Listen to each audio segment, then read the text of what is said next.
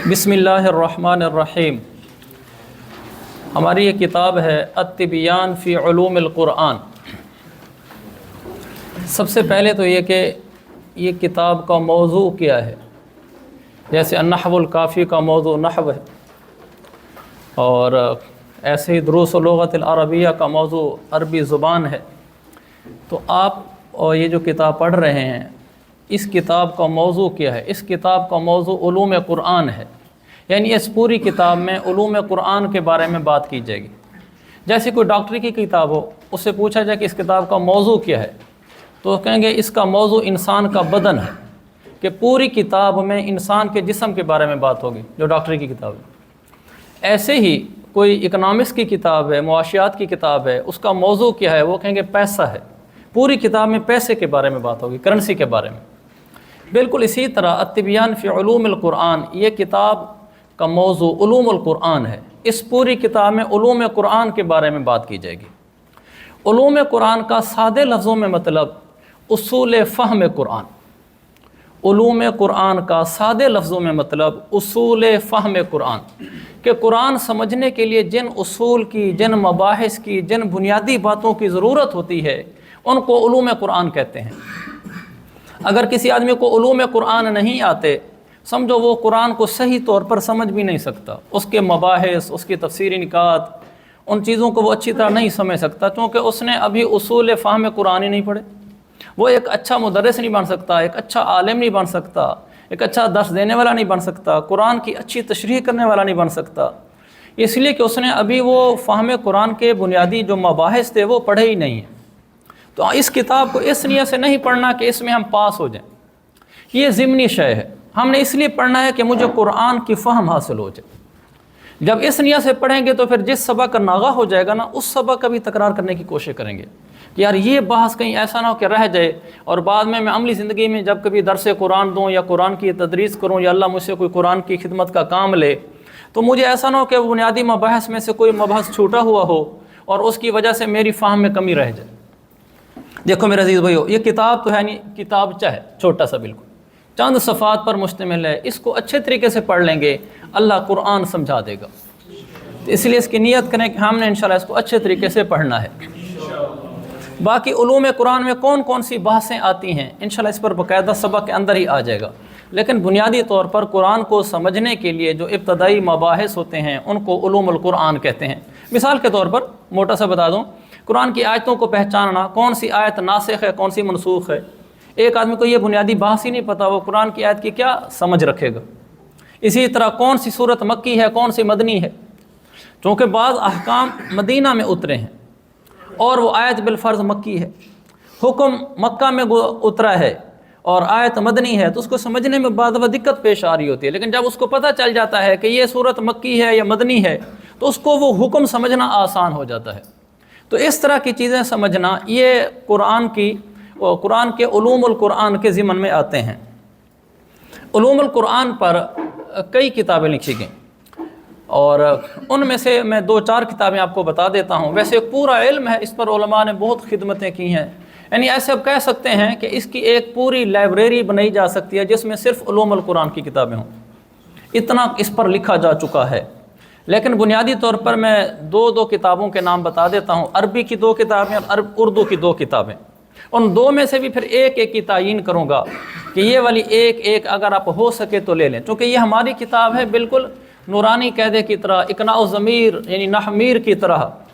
जो तालिब इल्म ज़ौक़ रखता हो कि मैं चाहता हूँ कि मसलन एक बहस है शान नज़ूल वाली, एक तालिब इल्म चाहता है मैं चाहता हूँ कि इस पर मैं थोड़ा सा मज़ीद पढ़ूँ। एक बहस है नासिख़ व मनसूख़ की, तालिब इल्म चाहता है कि मैं इसको थोड़ा सा और देखूँ। एक बहस है मुफस्सिरीन की, एक तालिब इल्म चाहता है मैं इसको थोड़ा सा और देखना चाहता हूँ, इस किताब में तो और है ही नहीं।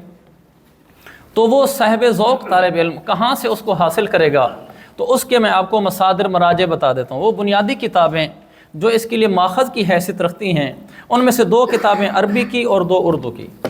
अरबी की 2 किताबों में से एक ये मशहूर किताब है अल इत्क़ान फ़ी उलूमिल क़ुरआन, अल्लामा सुयूती की है, बेरूत से छपती रही लेकिन अब काफ़ी अरसे से पाकिस्तान से भी छपती है। अल इत्क़ान फ़ी उलूमिल क़ुरआन अल्लामा सुयूती की है, 2 जिल्दों में है, अच्छी है। दूसरी किताब ये है مناہل العرفان فی علوم القرآن، علامہ زرکشی کی ہے، مناہل العرفان، یہ بھی 2 جلدوں میں ہے، یہ 2 جلدیں اس کی ایک ہی جلد کے اندر انہوں نے اکٹھی کر دی ہیں، یہ بھی 2 حصوں میں ہے۔ یہ 2 کتابیں اہم ہیں، بنیادی مآخذ ہیں علوم القرآن میں، اور بھی کئی کتابیں ہیں لیکن یہ 2 آپ کے علم میں ہوں۔ ان میں سے ایک کتاب کا انتخاب کرتا ہوں، یہ الاتقان فی علوم القرآن، یہ 2 جلدوں میں ہے۔ یہ تھوڑی مفصل بھی ہے، آسان بھی ہے، متداول بھی زیادہ ہے، اس میں مباحث بھی زیادہ ہیں، اس لیے جن طالب علموں میں ذوق ہے اور مالی گنجائش ہے وہ یہ ایک کتاب ضرور خرید لیں۔ جو نہیں خرید سکتے ہمارے اوپر کتب خانے میں موجود ہے، لائبریری میں، وہاں جا کر جس بحث کو دیکھنا چاہے وہ دیکھ لے۔ اردو کی 2 کتابیں، پہلی ہے علوم القرآن، مفتی تقی صاحب کی علوم القرآن۔ جتنی علوم قرآن پر کتابیں لکھی گئی ہیں ہمارے ناقص علم کے مطابق اس سے زیادہ جامع اور مفصل اور بہتر کتاب نہیں ہے۔ جو چونکہ یہ متاخرین میں سے ہیں تقی صاحب، تو جو متاخر ہوتا ہے وہ متقدمین کی کتابیں بھی سامنے رکھ کر لکھتا ہے، ان میں اہم مباحث پچھلی کتابوں میں سے منتخب کر لیتا ہے، وہ کچھ اضافی بھی لکھتا ہے، تو اس لیے وہ کتاب اگر مصنف لائق ہو، وہ متاخرین میں سے ہو، جب وہ کسی کتاب پر قلم اٹھائے اور وہ کتاب پہلے لکھی بھی جا چکی ہو، اس کی کتاب ان سے بہتر ہوگی۔ سادے لفظوں میں مثلا قدوری ایک کتاب ہے، آج کل کوئی آدمی اس کی شرح لکھتا ہے، اگر لکھنے والا قابل ہے، لائق ہے، تو جب وہ شرح لکھے گا تو اس کے سامنے پچھلی شروعات بھی تو ہوں گی، ان کو وہ سامنے رکھے گا، ان کی ساری اچھی باتیں اس میں لے لے گا، پھر اس میں وہ کچھ اپنی لیاقت سے اضافی چیزیں بھی لکھے گا، تو اس کی شرح باقیوں سے اچھی ہو جائے گی۔ اسی طرح مفتی تقی صاحب نے علوم القرآن لکھا، اس سے پہلے بھی کتابیں تھیں لیکن ان کے اہم مضامین سارے اس میں آ گئے، لیکن اس میں کچھ اضافی چیزیں بھی آ گئیں۔ ایک یہ ہے، دوسری ہے البیان فی علوم القرآن، مولانا عبدالحق حقانی کی البیان فی علوم القرآن، 2 جلدوں میں ہے، وہ اس وقت میرے پاس نہیں ہے لیکن اردو میں ہے اور ان سے متقدم ہے، وہ اچھی ہے، وہ یہ 2 کتابیں اچھی ہیں، ان میں سے یہ زیادہ بہتر ہے۔ تو جو ساتھی ایک ایک کتاب لینا چاہتا ہو تو وہ ایک الاتقان لے لے، اور میں تو یہ کہوں گا ضرور لے لیں آپ، کوئی حرج نہیں ہے اس میں، اگر آدمی تھوڑی سی ہمت کر کے پیسے اکٹھے کر کے یہ لے لے، اور جب ضرورت پیش آئے اس کتاب کے پڑھنے کے دوران، بعض مباحث ایسے ہوں گے کہ آپ کا دل چاہے گا یار اس کو میں تھوڑا سا اور پڑھوں، ٹھیک ہے پوری کتاب میں آپ کا دل نہیں کرے گا کہ میں الاتقان ساری پڑھ لوں، لیکن بعض مباحث پہ دل چاہتا ہے کہ یار اس کو میں تھوڑا سا اور پڑھوں، تو آپ کے پاس کچھ تو ہو اور پڑھنے کے لیے۔ تو اللہ تعالی ہم سب کو قرآن کی فہم عطا فرمائے۔ یہ بنیادی باتیں تھیں، باقی علوم القرآن تو قرآن کے گرد گھومتے ہیں، اور قرآن کا اپنا موضوع کیا ہے؟ قرآن کا اپنا موضوع اس زندگی کی صلاح، اس زندگی کی فلاح، پورے قرآن میں یہی ہوگا۔ قرآن اس زندگی کی بہتری بتائے گا، صلاح بہتری۔ آپ قرآن پڑھیں گے آپ کو اس زندگی کی بہتری بتائے گا کہ آپ کی دنیا کی زندگی کیسے اچھی ہو سکتی ہے، آداب زندگی کیا ہیں، اصول معاشرت کیا ہیں، ضوابط حکومت کیا ہیں، قوانین سیاست کیا ہیں، یہ قرآن بتائے گا۔ قرآن دنیاوی بھی زندگی آپ کی اچھی بنائے گا۔ تو قرآن کا موضوع اس زندگی کی صلاح اور اس زندگی کی فلاح، آپ اس میں بھی کامیاب ہو جائیں، اس کے لیے قرآن ہے۔ پورے قرآن میں یہی باتیں ہوں گی، یا آپ کی یہ والی اس کی کسی بات سے آپ کی یہ دنیا والی زندگی اچھی بن رہی ہوگی، یا اس کی بات سے آپ کی آخرت والی زندگی اچھی بن رہی ہوگی۔ کہ جب کسی کے گھر جاؤ دوپہر کا وقت ہو تو اس وقت نہ جاؤ، سورۃ نور میں 18ویں پارے میں، جب کسی کے گھر جاؤ تو اسے اجازت لو پہلے، فاستأذنوا۔ یہ دنیاوی زندگی کی بہتری بتائی جا رہی ہے تاکہ اگلے کو تکلیف نہ ہو، اور اخروی زندگی سے تو قرآن کی 20 سینکڑوں آیات ہیں۔ تو قرآن اس زندگی کی صلاح اور اس زندگی کی فلاح کے بارے میں بات کرتا ہے۔ اب ہم آتے ہیں اصل موضوع اپنی کتاب کی طرف۔ جب بھی کوئی کتاب ہم پڑھیں، کوئی بھی کتاب نصابی ہو یا غیر نصابی ہو، سب سے پہلے کتاب کا پورا نام اور صحیح نام جاننا چاہیے۔ مثلا مشہور یہ ہے نا کہ طبیان کا سبق ہے، طبیان کی کتاب کہاں ہے، تو پورا نام اس کا ہے، یہ دیکھیں پہلے صفحے پر، الطبیان فی علوم القرآن، پورے نام میں فی علوم القرآن شامل ہے۔ مفتی تقی صاحب کی فقہ البیوع، فقہ کی کتاب ہے، مشہور ہے۔ اس لفظ سے کیا نظر آتا ہے کہ اس میں بیوع کے مسائل لکھے ہوئے نا، لیکن یہ اس کا پورا نام نہیں ہے، بلکہ اس کا پورا نام اتنا لمبا ہے کہ جس کو نیچے 1.5 سطروں میں لکھا ہوا ہے، فقہ البیوع مع تطبیقاتہ المعاصرہ مقارنۃ بین بالقوانین الوضعیہ، اس طرح کچھ ہے۔ یعنی پورا جب نام پڑھتے ہیں نا ہمیں پھر کتاب کا موضوع پتہ چلتا ہے کہ اچھا اس میں صرف وضو کے مسائل نہیں ہیں، بلکہ وضو کے مسائل کو موجودہ جدید مسائل پر منطبق کیا گیا ہے کہ ان بیع کے مسئلے سے جدید مسئلہ کون سا نکلتا ہے، پھر ان مسئلے کو اچھا اس میں ائمہ اربعہ کا بھی تذکرہ ہے اس کے نام میں، پھر اس مسئلے کو ائمہ اربعہ کی فقہ سے لیا گیا ہے، پھر القوانین الوضعیہ کا لفظ بھی اس کتاب کے نام میں آتا ہے، پھر جو مروجہ قوانین ہیں ان قوانین کے ساتھ فقہی قوانین کا آپس میں مقارنہ کرایا گیا، مقابلہ کرایا گیا ہے کہ دنیاوی قوانین اور اسلامی قوانین فقہ ان میں ٹکراؤ ہو جاتا ہے تو کون سا قانون بہتر ہے، اسلامی ہی بہتر ہے، وجہ بہتری کیا ہے، اس کو پھر کھولتے ہیں۔ تو پوری کتاب کا نام اگر آپ پڑھیں گے تو پھر آپ کو پتہ چلے گا یہ کتاب کیا ہے۔ اگر صرف معروف نام آپ پڑھیں گے تو آپ کو کتاب ہی سمجھ نہیں آئے گی۔ ہمیشہ یہ دستور بنا ہے کہ جب بھی کوئی کتاب دیکھیں، یہ تو ایک آسان سی تھی التبیان فی علوم القرآن، کوئی کتاب ہو تو آپ اس کا پورا نام دیکھیں، وہ پورا نام دیکھنے سے آپ کو پھر صحیح فائدہ ہوگا کہ ہاں اچھا یہ کتاب اصل میں یوں ہے۔ یہ التبیان فی علوم القرآن، پھر کتاب کے نیچے نام کے نیچے نا 2-2.5 سطریں لکھی ہوئی ہیں، ان سطروں کو ہم نظر انداز نہ کریں۔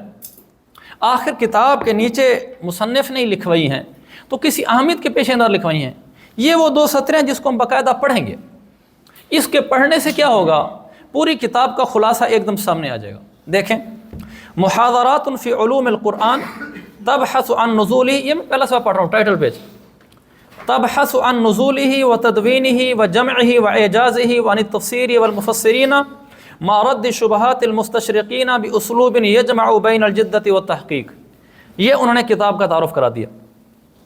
ہر کتاب پر تقریباً یا اکثر کتابوں پر شروع میں ہی کتاب کا تعارف اجمالی انداز میں ضرور مذکور ہوتا ہے۔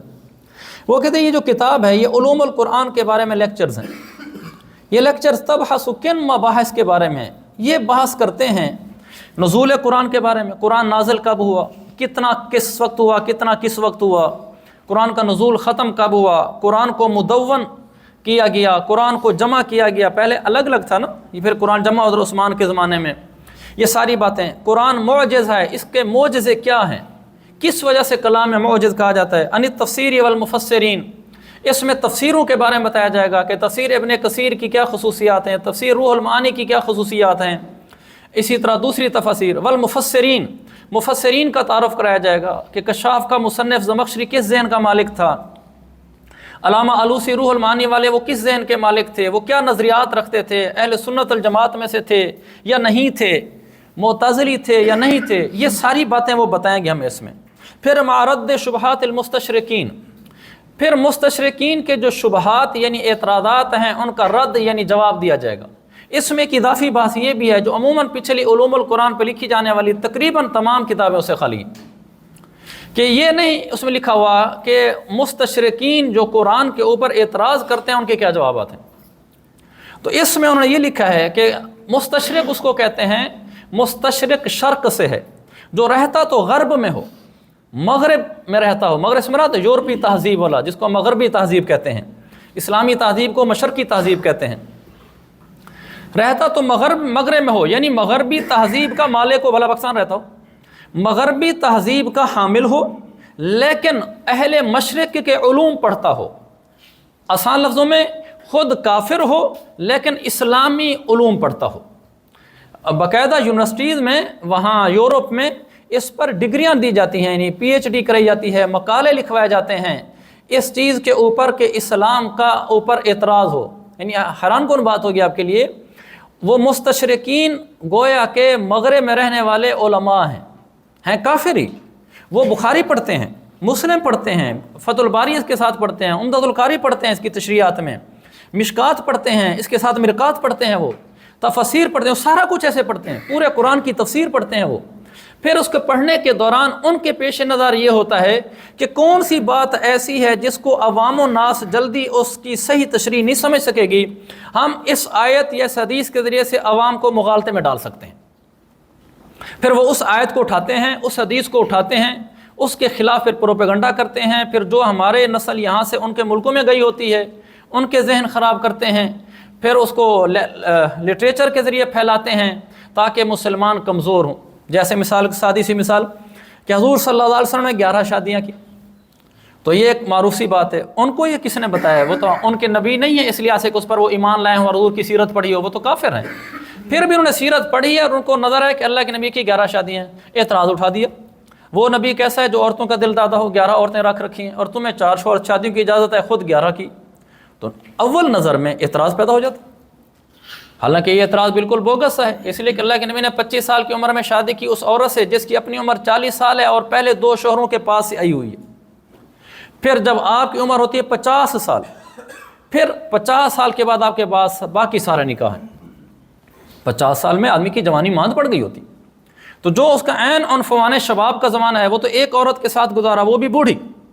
اور جب آپ کا اپنا بڑھاپا شروع ہوتا ہے تو پھر عورتوں کی لائن لگ جاتی ہے، اور وہ بھی ساری بیوائیں. جبکہ صحابہ تو جانیں لیا کر کھڑے تھے، نوجوان لڑکیوں سے شادیاں کرانا کیا چیز تھی.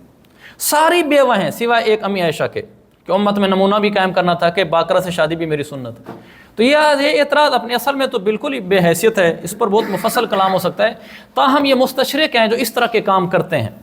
تو یہاں مستشرقین نے قرآن پر جو اعتراضات کیے ہیں، اس کتاب میں ان اعتراضات کے جوابات بھی ہیں، لیکن ایسے اسلوب سے ہیں یجمع بین الجدت والتحقیق. ایسا اسلوب اور طریقہ اختیار کیا گیا ہے جس میں تحقیقی پہلو بھی ہے اور جدت کا رنگ بھی ہے. یعنی زمانے سے ہم آہنگ بھی ہے وہ طریقہ، اور ہے تحقیقی. اس طریقے سے ان کو جوابات دیے گئے ہیں. یہ وہ مباحث ہیں جو اس کتاب میں آپ پڑھیں گے. نیچے لی شیخ محمد علی الصابونی رحمہ اللہ، مصنف کا نام، اور ان کا ترجمہ، کسی راوی کا ترجمہ، اس لفظ کا مطلب ہوتا ہے راوی کے حالات زندگی. ترجمہ ایک اصطلاحی لفظ ہے، جب کسی راوی کے لفظ کے ساتھ بولا جائے اس سے مراد حالات زندگی ہوتا ہے. مثلا ابو ہریرہ کا ترجمہ بیان کرو، مطلب ابو ہریرہ کے حالات زندگی بیان کرو. تو علامہ صابونی رحمۃ اللہ کا ترجمہ جو نیا چھاپا ہے بشرا کا، اس کے شروع میں دیا ہوا ہے، آپ وہاں دیکھ سکتے ہیں. مکہ مکرمہ میں ام القریٰ یونیورسٹی میں کافی عرصے تک پڑھاتے رہے. نیچے لکھا ہے الاستاذ بکلیۃ الشریعہ والدراسات الاسلامیہ بمکہ المکرمہ سابقا. سابق کا معنی ہوتا ہے پہلے، جس کو ہم کہتے ہیں انگریزی میں اس کو ای ایکس لکھتے ہیں، کہ کوئی جج ہو، کوئی آفیسر ہو، وہ ختم ہو جائے تو اس کی جو ای ایس کس چیز کا مخفف ہوتا ہے؟ کوئی لفظ ہے، اچھا میرے ذہن میں نہیں ہے، تو اس کی جگہ نا ای ایکس لکھتے ہیں. اس کا مطلب ہوتا ہے سابقہ جو اب نہیں رہا، اور عربی میں اس کو سابقاً لکھتے ہیں. اچھا آگے نیچے تو کتاب کا ہے، آگے آ جائیں.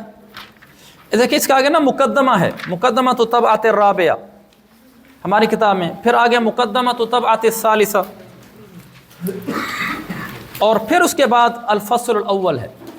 کبھی بھی کتاب کو وہاں سے نہ شروع کریں جہاں سے کتاب شروع ہو رہی ہے. مثلا یہ تو شروع ہو رہی ہے نا الفصل الاول سے، اس سے پیچھے تو وہ مقدمہ ہے اور کچھ اور باتیں ہیں.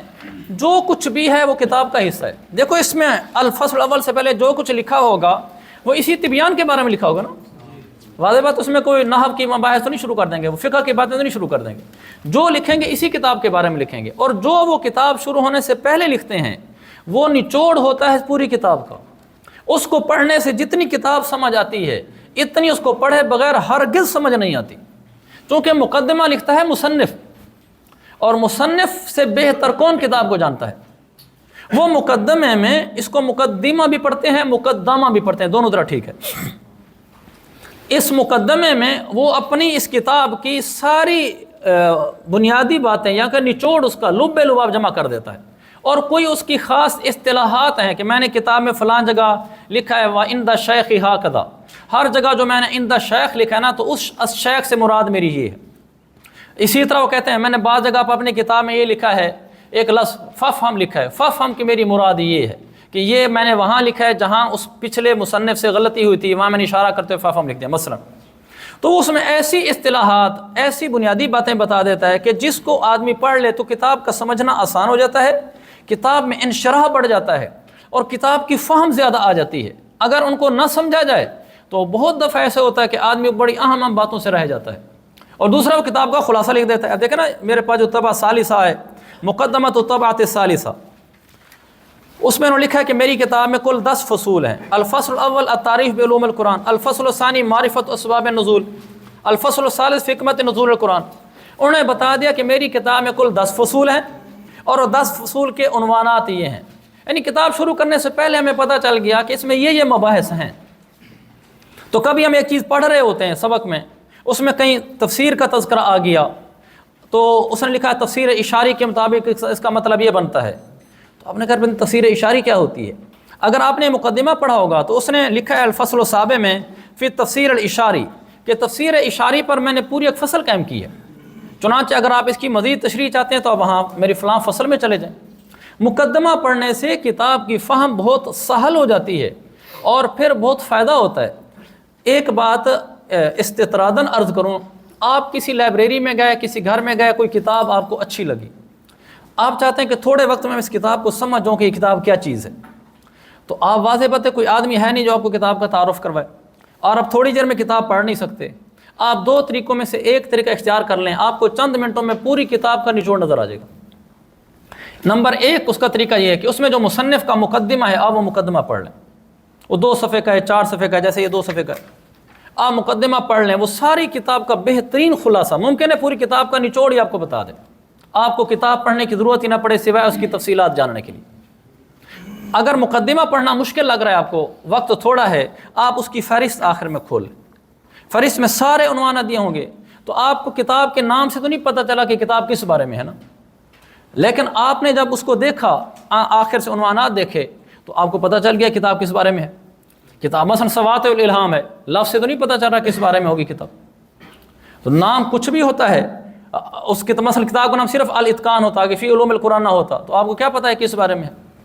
اس طرح 20 کتابیں ہوتی ہیں جن کا نام سے کچھ نہیں پتہ چلتا، تو آپ اس کی فہرست دیکھیں گے، آپ کو فہرست سے اندازہ ہو جائے گا کہ کتاب اس بارے میں ہے، تو آپ کو کتاب کا مضامین کا خلاصہ ہو گیا. یہ شروع کے جو مقدمہ ہوتا ہے نا کتاب شروع ہونے سے پہلے، یہ ضرور آپ پڑھ لیا کریں. اس کے بعد پھر کتاب شروع کریں گے تو فائدہ ہوگا. تو اب کتاب شروع ہوتی ہے الفصل الاول علوم القرآن، انشاءاللہ اس کو کل کریں گے. چلیں پھر.